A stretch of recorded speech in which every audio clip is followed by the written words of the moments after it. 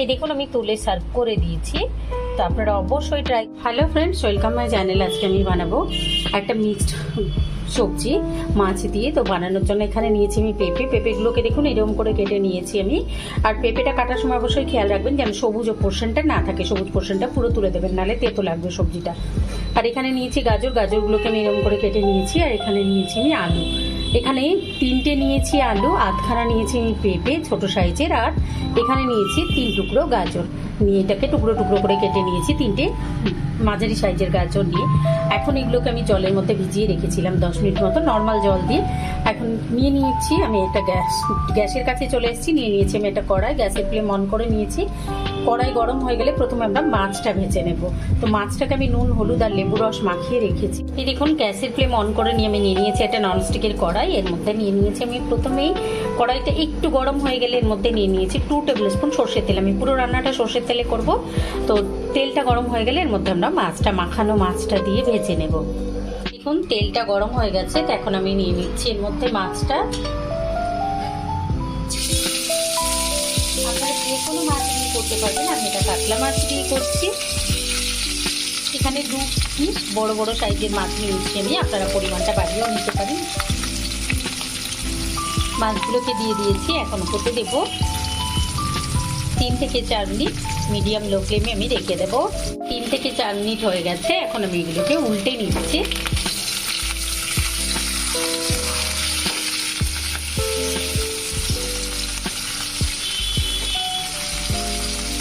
মাছগুলোকে উল্টে নিলাম, নিয়ে হতে দেবো আবারও 2-3 মিনিট রেখে দেবো। এই দেখুন আরও 3 মিনিট হয়ে গেছে উল্টে দেওয়ার পরে। আমি এখন এটাকে আরেকবার উল্টে দিচ্ছি। নিয়ে মাছগুলোকে আমরা খুব ভালোভাবে উল্টে পাল্টে ভেজে নেব।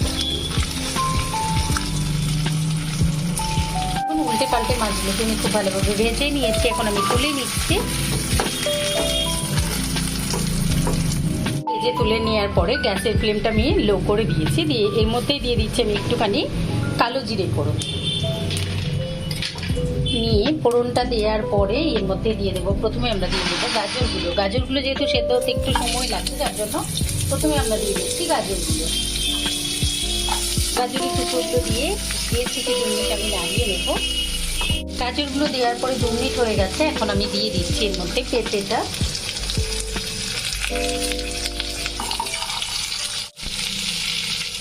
পেঁপেগুলো দিয়ে এটাকে আমি 2 মিনিট মতো নাড়িয়ে নেবো। আলু যেহেতু খুব তাড়াতাড়ি সেদ্ধ হয়ে যায়, যার জন্য আমরা আলুটা একটু পরে নেব।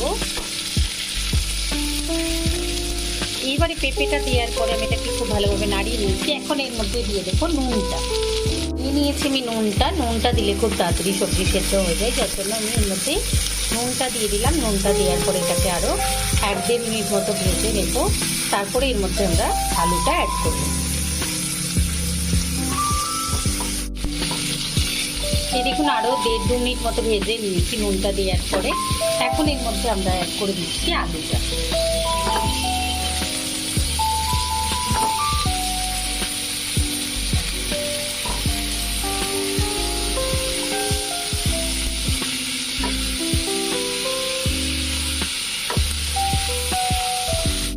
এই দেখুন আলুটা দেওয়ার পরে আমি 2 মিনিট মতো ভেজে নিয়েছি এটাকে। নিশ্চয়ই দেখতে পাচ্ছেন সবজিগুলোর উপরে একটা হালকা করে স্পট পড়ে যাচ্ছে। তো গ্যাসের ফ্লেমটা লো করে দিয়ে আমি এটাকে আরও 2-3 মিনিট মতো ভেজে নেব, যেন সবজিটা এখানেই 70% মতো কুক হয়ে যায়।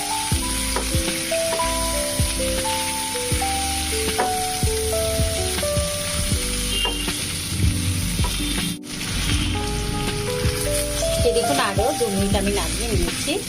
এখন এর মধ্যে দিয়ে দেবো আমরা বাটা মশলাগুলোর মধ্যে এখানে দিয়ে দিচ্ছি আমি আদা রসুন আর কাঁচা লঙ্কা বাটা। আমি এখানে নিয়ে নিলাম। এটা নিয়েছি আমি 1 টেবিল স্পুন টোটালটা মিলিয়ে।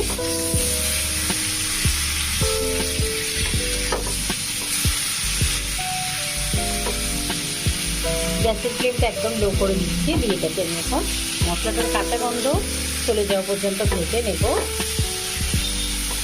এর মধ্যে দিয়ে দিয়েছি আমি 1 টিস্পুন জিরে বাটা, কাঁচা জিরে বাটা দিলাম আমি। আপনারা চাইলে আদা রসুন জিরে আর কাঁচা লঙ্কা একসঙ্গে পেস্ট করে নিতে পারেন। আমি আলাদাভাবে জিরেটা যেহেতু পেস্ট করে নিয়েছিলাম, যার জন্য এখানে দিয়ে দিলাম।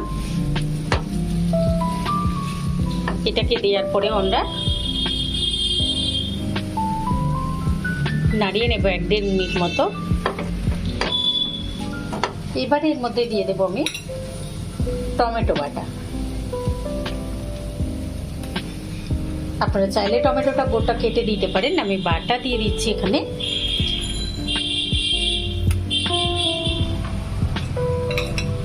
এখানে আমি 1.5 খানা টমেটো পেস্ট করে নিয়েছি।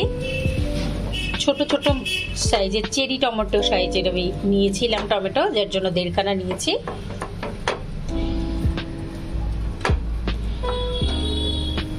গ্যাসের ফ্লেমটা একটু বাড়িয়ে নিলাম, নিয়ে এটাকে এখন আমি আরও 1-1.5 মিনিট মতো নাড়িয়ে নেব। এই দেখুন 1-1.5 মিনিট মতো নাড়িয়ে নেওয়ার পরে এর মধ্যে নিয়ে নিয়েছি আমি হলুদ গুঁড়োটা। এখন হলুদ গুঁড়োটা দেওয়ার পরে এটাকে খুব ভালোভাবে মিশিয়ে নেব। আপনারা চাইলে একটু কাশ্মীরি রেড চিলি দিতে পারেন কালারের জন্য, আমি দিচ্ছি না। হলুদ গুঁড়োটা দেওয়ার পরেও আমি এটাকে 1-1.5 মিনিট মতো নাড়িয়ে নেব। তারপরে এর মধ্যে দিয়ে দেবো আমরা মিক্সি ধোয়া জলটা, যে মিক্সিতে আমরা সমস্ত পেস্টগুলো করে নিলাম। মিক্সির মধ্যে আমি 2 থেকে 3 টেবিল স্পুন মতো জল দিয়ে এটাকে ধুয়ে মিক্সিটা ধুয়ে এর মধ্যে দিয়ে দিয়েছি। এখন এটা দিয়েও আমি একটু কষিয়ে নিচ্ছি জলটা শুকিয়ে যাওয়া পর্যন্ত। এবারে এর মধ্যে দিয়ে দেবো আমরা একটুখানি গরম মশলার গুঁড়ো আর একটুখানি চিনি। নিয়ে নিয়েছি আমি গরম মশলার গুঁড়ো আর চিনিটা।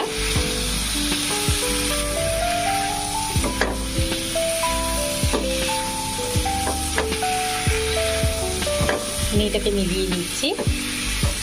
সাথে সাথে আমাদের সবজিটা আরো সুন্দরভাবে কষানো হয়ে যাবে।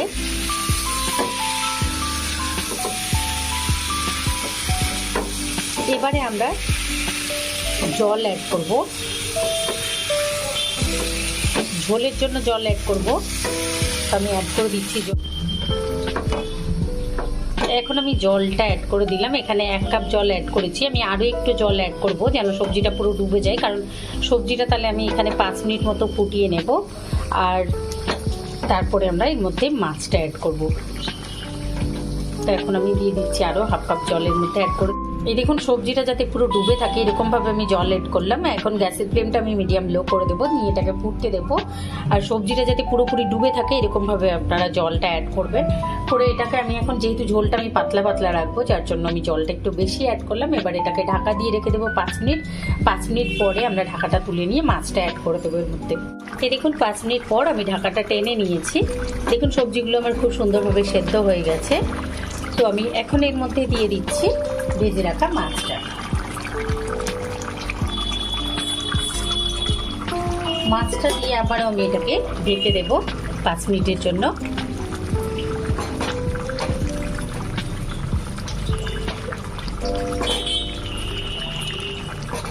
5 মিনিট পর এটাকে আমি তুলে সার্ভ করবো।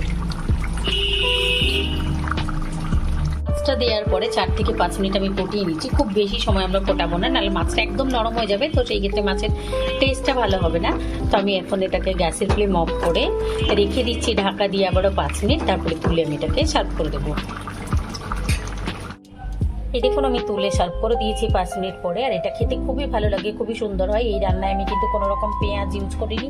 আপনারা চাইলে পেঁয়াজ দিয়ে করতে পারেন, উইদাউট পেঁয়াজ করতে পারেন। অবশ্যই ট্রাই করবেন একবার এই শীতকালের সবজি দিয়ে।